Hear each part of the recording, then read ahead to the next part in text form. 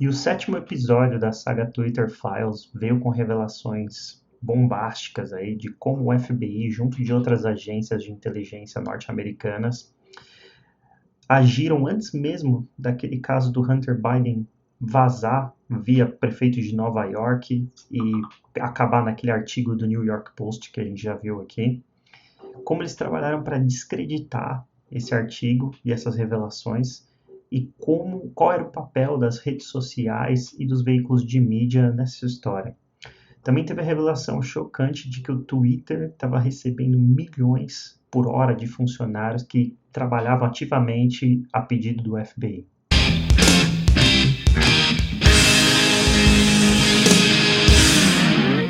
Para quem não lembra do caso Hunter Biden, eu vou estar deixando nos comentários um link com um resumo da história, mas também se quiser rever o primeiro episódio que eu gravei, ali eu falo de maneira resumida o que foi o caso. Bom, o episódio número 7 do Twitter Files começa mostrando que tem muita evidência nos arquivos deles que o FBI buscou influenciar o Twitter e descreditar a história do Hunter Biden por diversos meios, como vocês vão ver aqui agora. Bom, em dezembro de 2019 foi quando John Paul MacIsaac entrou em contato com o FBI e disse que tinha um computador que pertencia a Hunter Biden e como ele, que era um técnico de computação, tinha já feito um backup do HD e tinha visto e desconfiado de que conteúdos ali dentro eram conteúdos criminosos. Ele faz esse contato com o FBI. O FBI, em dezembro mesmo, já no dia 9, vai até ele com uma ordem escrita e coleta o laptop, mas ele fica com cópias dos arquivos porque ele já tinha feito esse backup que eu mencionei. Em agosto de 2020, ele não tinha recebido nenhum retorno da FBI ainda, e como era um conteúdo criminoso que ele acreditava que estava ali, ele resolve mandar para o então prefeito de Nova York, que chama Rudy Giuliani. E Rudy Giuliani vaza todo o conteúdo daquele HD do Hunter Biden para o New York Post, que é um jornal americano. E ele faz isso no começo de outubro, então, para entender a timeline, 2019, o computador é entregue ao FBI no final do ano. Em agosto de 2020, quase um ano depois, entregue para o Giuliani, e o Giuliani entrega para o New York Post, que escreve uma matéria que vai sair ali meio de outubro, mais ou menos. George Mesires é o advogado de Hunter Biden, e ele, depois de tudo isso, ele entra em contato com o John Paul MacIsaac, que era aquele dono da loja de reparos, e nessa imagem aqui dá para ver o e-mail que ele envia, dizendo que queria discutir. Eles já tinham ouvido falar a respeito desse artigo que ia sair no New York Post e queriam falar com o John Paul Isaac a respeito. Bom, isso indica que de alguma maneira eles já sabiam que a matéria seria publicada no dia seguinte a respeito do caso, e por isso entraram em contato com o John Paul, que era o dono da loja de reparos. Isso acontece no dia 13, mais ou menos às 7 da noite. 2 horas depois, no mesmo dia, o Elvis Chen envia esse e-mail aqui para o Yoel Roth, dizendo que ia usar um canal de comunicação privado que eles tinham para enviar 10 documentos, mas não mencionam o que são, só mencionam que são documentos para ele e para os executivos do Twitter analisar. No dia seguinte sai então a matéria do New York Post, trazendo as revelações do caso, e todos os fatos lá são precisos, inclusive eles incluem fotos do recibo do computador pela loja, assinado pelo próprio Hunter Biden, e também da ordem do FBI escrita para retirar o computador da loja. Apesar disso, todos os veículos de mídia e as redes sociais, parece que até de maneira organizada, em poucas horas conseguem fazer um esforço conjunto ali e barrar essa história do conhecimento geral do público. A gente precisa lembrar que, inclusive isso está no episódio 1 que eu gravei, se vocês quiserem checar na playlist, é só ir lá no primeiro episódio. A gente precisa lembrar como foi a repercussão do caso dentro do Twitter, e que eles tentaram barrar seguindo a política do Twitter de materiais hackeados. Então o Twitter tem uma política que se qualquer notícia, tweet, qualquer coisa que esteja sendo ali espalhada e repercutindo seja fruto de material hackeado, por mais que seja verídica, pela política interna deles, eles removem e suspendem contas que estejam propagando aquilo, porque hackear é um crime nos Estados Unidos. Então, lembrando disso agora, bom, e também tinha o fato ali que a história realmente ela tinha um peso e era provavelmente verdade, até porque já era sabido que o Hunter Biden tinha negócios que lucravam milhões e muitos deles nem prestavam serviço nenhum. Isso para países estrangeiros. Tinha um repórter investigativo que o autor do thread cita, que mostra que o Hunter Biden lucrou milhões com um negócio basicamente fantasma na China. Então, lembrando dessa questão da política do Twitter, a gente precisa agora ver esse depoimento do Yoel Roth, que foi dado sob juramento depois dos casos, mostrando que o FBI estava em contato constante antes mesmo desse caso vir à tona e tentando dar a entender que ocorreria provavelmente um caso de hackeamento e vazamento de informações que talvez tivesse a ver com o Biden ou com o filho do Biden. Lembrando que quando isso estava acontecendo, essa pressão sobre o Twitter e meio que treinando eles ali para um eventual caso de hack, que eles ainda não sabiam que viriam a ocorrer, o FBI já tinha a posse do computador e já sabia de toda a história que foi denunciada lá pelo John Paul, que era o dono da loja de reparos de computador. O próprio Elvis Chan, num depoimento que ele deu após o ocorrido, disse que nunca existiu evidência de que aqueles materiais ali do caso Hunter Biden fosse fruto de um hack. E na época, um pouco antes das eleições do caso vinha à tona, os próprios executivos do Twitter reportaram muito pouca atividade de grupos russos ali na plataforma para tentar espalhar desinformação, e inclusive refutaram alegações de intervenção estrangeira da grande mídia no Twitter. O Yoel Roth também estava resistindo, apesar de cooperar sempre com os agentes de inteligência, ele resistiu a muitos pedidos ali para investigar ou alegações de que estavam ocorrendo ativamente a intervenção estrangeira. Ele resistia de maneira que ia lá, checava o que eles pediam e falava, não, esse não é um caso de intervenção, é um caso que não tem relevância alguma e não vamos agir. Bom, mas mesmo assim a pressão ali da comunidade de inteligência crescia em cima do Twitter e em outros veículos de mídia, para que eles encontrassem evidência de intervenção estrangeira nas eleições ou que investigassem os casos que eles alegavam ser. Em julho de 2020, o Chan diz que vai arrumar uma autorização para alguns executivos escolhidos ali pelo Yoel Roth dentro do Twitter para lidar com material sensível, com informação top secret. Todas a respeito da eleição e por um prazo determinado ali, só durante aquele período relevante. Em agosto, dia 11 de agosto de 2020, o Chan compartilha informações a respeito de um grupo de hackers de origem militar russo que chama APT-28. E recentemente até o Yoel Roth falou a respeito disso numa entrevista, que o autor do thread coloca o vídeo lá, dele falando, de que ele foi levado a pensar pelo FBI de que esse grupo, o APT-28, estava ativo no Twitter e que poderiam vazar informações de muita relevância para as eleições a qualquer momento. Então eles já estavam vivendo esse sentimento meio paranoico ali de que alguma coisa poderia acontecer ligada a esse grupo. Então o FBI ajudou a criar esse clima dentro da empresa. Inclusive o Chan, antes de ceder essas credenciais, vamos chamar assim, para funcionários do Twitter poder lidar com informação desse nível classificada, ele um dia pergunta se existia alguém dentro do Twitter que que pudesse lidar com esse tipo de informação. E o autor menciona que é estranho esse tipo de pergunta porque o Jim Baker, que é um ex-funcionário do FBI que nesse momento está trabalhando no Twitter e inclusive quando trabalhou no FBI era colega de trabalho do Chan, estava ali e poderia ser essa pessoa com acesso restrito às informações. O Jim Baker não é qualquer pessoa dentro do FBI, ele foi um ex-conselheiro geral do FBI de 2014 a 2018, então era um peixe grande dentro do FBI, uma personalidade ali na comunidade de inteligência, e também foi uma das pessoas centrais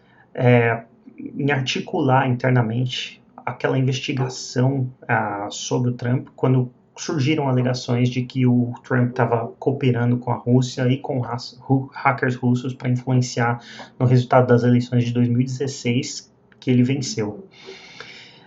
Inclusive, essa questão do Jim Baker estar trabalhando para o Twitter é curiosa, e até o autor menciona que existiam muitos ex-funcionários do FBI agora trabalhando dentro do Twitter. Eles tinham até um grupo privado de Slack, onde só as pessoas que trabalharam para o FBI participavam, e estavam sempre ali celebrando quando algum ex-agente se juntava à empresa e entrava para o grupo deles. Em setembro de 2020, o Roth ele é convidado e participa de um exercício organizado pelas agências de inteligência do governo de hack and dump. Hack and dump é um termo usado para quando alguém hackeia material, informação sigilosa, ou falsifica informações, coloca numa pasta, um arquivo ou até num computador qualquer e larga esse material físico em algum lugar que a pessoa sabe que é vulnerável e que vai fazer as informações vazarem para a mídia e espalharem. O objetivo de organizar essa reunião foi para fazer com que os veículos de mídia e as redes sociais soubessem como agir num cenário hipotético onde isso viesse a ocorrer durante as eleições americanas. Mas o bizarro é que essa reunião pintava ali um caso ilustrativo que era exatamente, não exatamente, mas muito parecido, muito similar com o que viria a ocorrer depois, quando o New York Post lança e torna pública aquela história do computador do Hunter Biden. Então, entre 2019 e esse artigo saindo em outubro de 2020, a gente tem um gap onde o FBI já sabia desse caso e já sabia que pessoas terceiras, ou seja, o dono daquela loja de reparo de computador, tinham acesso às informações e estava ali trabalhando a ideia de que poderia acontecer um vazamento de informação hackeada durante o período eleitoral. Bom, quem organiza essa reunião é uma mulher chamada Vivian Schiller, que era uma mulher assim grande no meio da mídia. No currículo dela tem a NPR, o New York Times, a NBC News e também trabalhou no Twitter, inclusive. Na reunião vai o líder de segurança do Facebook, que foi uma das empresas que alegou que estava sendo alimentada com essa ideia de um possível hack pelo FBI. E também vão repórteres ali da área de segurança, pessoas grandes, dentro do New York Times e do Washington Post, que foram veículos que trabalharam ativamente durante o caso do Hunter Biden para suprimir a história. Em meio de setembro, o Roth e o Chan fazem um acordo ali para criar um canal privado de comunicação entre todas as redes sociais, veículos de mídia e agentes de inteligência durante esse período eleitoral, e também criam uma sala de guerra ali para facilitar a comunicação entre todos e mantê-los organizados ali num possível caso em que eles tivessem que agir. Em 15 de setembro, isso é bem estranho, o Chan pede uma reunião privada com Jim Baker, que trabalhava no Twitter, e essa reunião deveria ser privada, só entre ele, Jim Baker, e a líder daquele grupo, aquela força-tarefa que a gente falou a respeito, o FITF, a Foreign Influence Task Force. Foi aquele grupo, só para fazer um recap, aquele grupo que foi criado em 2016, após as alegações de invasão de hack russos durante as eleições. E, bom, eles fazem essa reunião e aqui nesse e-mail vocês podem ver que foi o pedido de ter essa reunião privada com Jim Baker. Em 14 de outubro, quase um mês depois dessa reunião, rola a matéria do New York Post e o Roth, de primeiro momento, comenta dentro dos grupos do Twitter que não parecia que aquela história tenha sido criada utilizando-se de materiais hackeados. Ele questiona, sabe, a legitimidade da alegação de que aquilo estava ferindo a policy do Twitter porque eram materiais hackeados. E, cara, é nessa hora que Jim Baker entra em cena e começa a espalhar dentro do Twitter que não. Ele é incisivo em dizer que aqueles materiais eram falsos e frutos de um hack and dump, que era exatamente aquela narrativa que o FBI vinha trabalhando meses a fio antes disso vir à tona. Uma das coisas que o autor menciona é que é meio que incompreensível que o Jim Baker pensaria que aqueles materiais eram frutos de hack, até porque o New York Post mostrou fotos ali legítimas, como eu já disse aqui, dos documentos assinados pelo FBI, as ordens lá a ordem escrita pedindo a retirada do computador da loja do John Paul, e também mostrou o canhoto lá, o recibo assinado pelo próprio Hunter Biden. Além de que ele fala que o FBI, se quisesse validar que aqueles materiais eram legítimos, poderia descobrir aquilo em questão de horas, entendeu? Ele até comenta que aquele jornalista investigativo que a gente já mostrou aqui descobriu em alguns dias de investigação que não, que aqueles materiais eram realmente legítimos. Bom, às 10 da manhã, nesse dia 14, os executivos do Twitter caem nessa narrativa que os materiais tinham sido hackeados separadamente e depois colocados no computador que magicamente foi parar nessa loja de reparos. Então essa foi a narrativa ali da vez que convenceu os executivos do Twitter. E se vocês assistiram o episódio 1, vocês vão ver que é essa história que faz eles decidirem que aquela história tem que ser suprimida. O artigo do New York Post tem que ser suprimido. E aqui rola outra denúncia que é bizarra, mas que é algo que o FBI fez também durante esse período, que foi ali marcar reuniões com senadores para alertá-los sobre suposto vazamento de materiais hackeados, que era a mesma narrativa que eles vinham contando para as redes sociais, para os veículos de mídia. E existem evidências de que eles fizeram isso, essas reuniões com senadores, com o único objetivo de vazar uma história e descreditar caso aquela história viesse à tona. Então, vamos supor, você sabe que existe ali a iminência do caso Hunter Biden vir e virar um escândalo político. Então você, antes que isso aconteça, marca uma reunião com esses políticos, vai ali e diz, eu estou sabendo que talvez role uns casos de grupos de hackers espalhando desinformação, informação falsa para tentar ferir o processo eleitoral. Então, quando aquele caso vem à tona e acontece, a pessoa fala, aí, tá vendo? A polícia já tinha me avisado, mas o caso é legítimo, mas você acabou de descreditar ele agindo dessa maneira. Inclusive, houveram senadores que ficaram irritadíssimos com essas reuniões que o FBI marcava com eles exatamente por essas razões, porque eles diziam que essas reuniões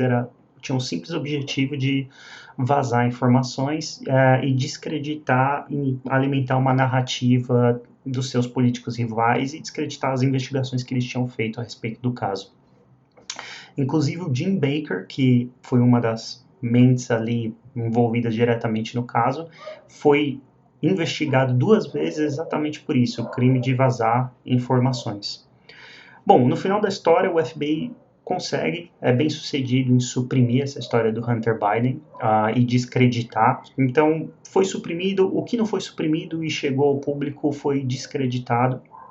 com ideias mentirosas ali a respeito de um caso legítimo. O Jim Baker até manda uma nota de agradecimento após o caso ao FBI, agradecendo como eles lidaram com toda a situação, né, nas palavras dele, de maneira profissional. E, cara, outra coisa que ajudou todo esse esquema a funcionar, e foi uma das revelações chocantes que até o Musk tweetou a respeito e deu um bafafá, esse tweet aqui, no caso, foi a revelação de que o FBI e o governo estavam pagando milhões por horas trabalhadas de funcionários do Twitter que cooperavam com o FBI, para basicamente fazer moderação de conteúdo, porque era o que vinha acontecendo, como a gente já mostrou aqui em todos os episódios. Então, nesse meio aqui é onde foi encontrada essa revelação de que o Twitter recebeu de 2019 até um pouco depois da época da eleição, mais de 3 milhões de dólares do FBI, que é uma coisa bizarra aí,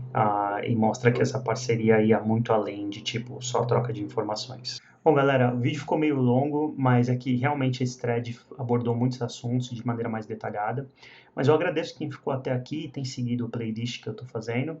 E, cara, por favor, siga o canal aí, deixa um comentário, um like, e eu vou ficando por aqui. Brigadão, viva a liberdade!